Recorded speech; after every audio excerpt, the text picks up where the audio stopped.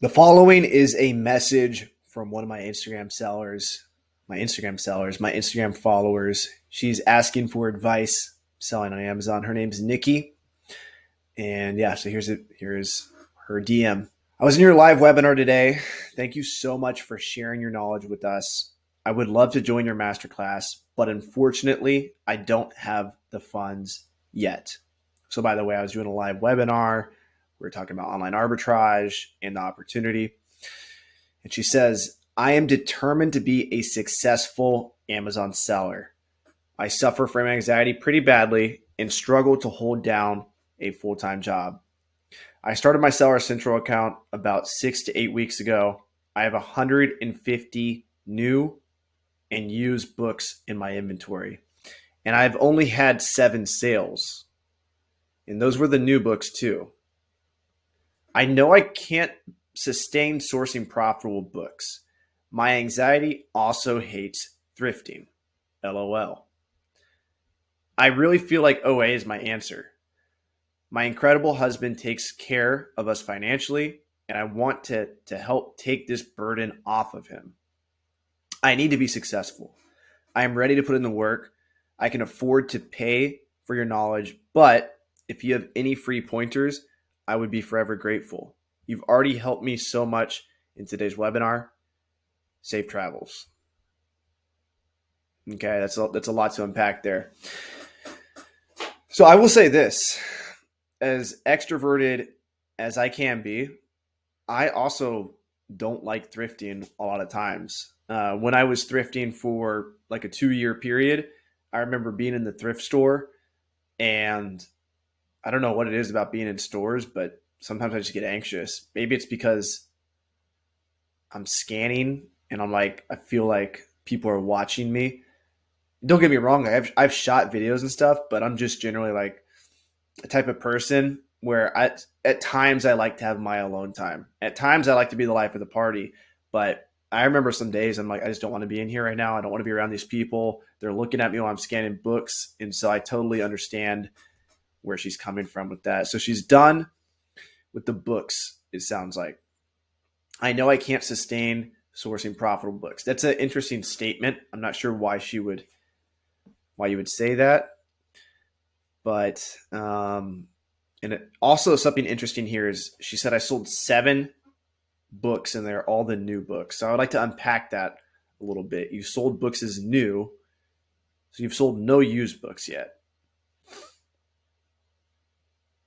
So that kind of indicates to me that maybe you have an issue with determining what books are profitable or not. And so if you don't know how to determine if a book's going to sell and be profitable on Amazon, it doesn't matter if you do online arbitrage, because online arbitrage is just like selling books. You're looking at the same data, sales rank, price, all that stuff. So you got to make sure you have a good understanding of what products actually sell, Nikki. So my advice to you would be make sure you understand how to read a keepa graph. With books, it's not as important. You're paying $1 or $2 to flip it for 20. So if you make a mistake, who cares? But when you go to online arbitrage, you definitely have to understand how many times does a product sell each month, how many competitive sellers are on the listing. You have to understand really like the demand dynamics and the profit dynamics. Does it look like it has good demand dynamics? Does it have a good sales rank? Does it have the number of sellers? Is the number of sellers going up and down? Is there movement in the sellers? How much are you paying for the product, and how much can you expect to sell it for? There's a lot of things you have to learn. And if you're not even able to understand that with used books, I would take a step back and really make sure that you understand sales rank, profit, Amazon fees, the simple things. Make sure you have a good understanding of that. And that's just going to come with time, practice, buying things, and watching a ton of YouTube videos, learning from people, networking, talking with people about their experience selling different items, and you'll learn more over time. She says, I really feel like online arbitrage is my answer. My incredible husband takes care of us financially, and I want to take that burden off. That's a great goal. It's an honorable goal to take the financial burden off of them. I need to be successful. If you need to be successful, you will be successful. I'm ready to put in the work. I can't afford to pay for your knowledge, but but if you have any free pointers, I would forever be grateful. Yeah, so I'm not even trying to sell you on my program, but if $200 is really stretching you thin, you've really got to start slow with this business. It's Q4. It's the best time of year to sell products, but we're approaching the end of November.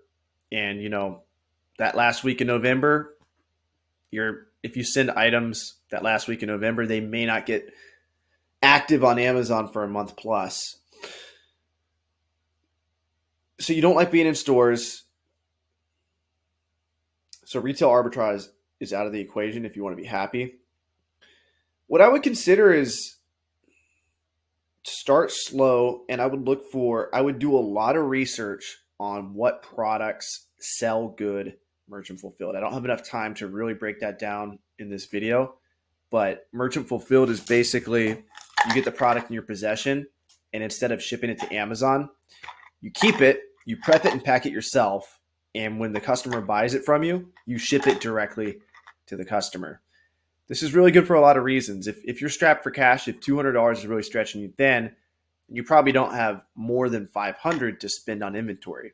So with that first $500, what you have to do is buy products that you can sell merchant fulfilled, especially during Q4. There's a lot of MF opportunity because FBA sellers will sell out. So buy that product, list it MF, and get these turns fast.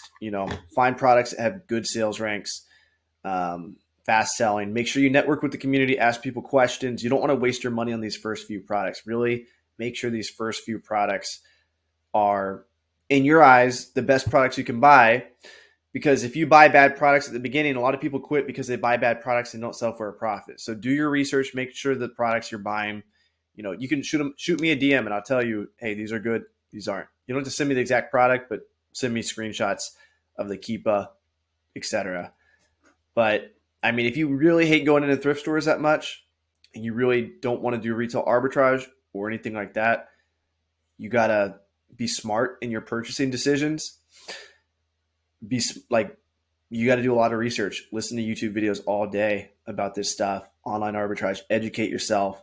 And if there's a will, there's a way. You can grow that $500 into $800 next month. And then it's a slow process. I'm not going to lie to you, especially starting out with that little capital. But if you put your mind to it, you can fucking make it happen. So that's my advice for you. I don't know your complete situation, so hopefully that advice was helpful.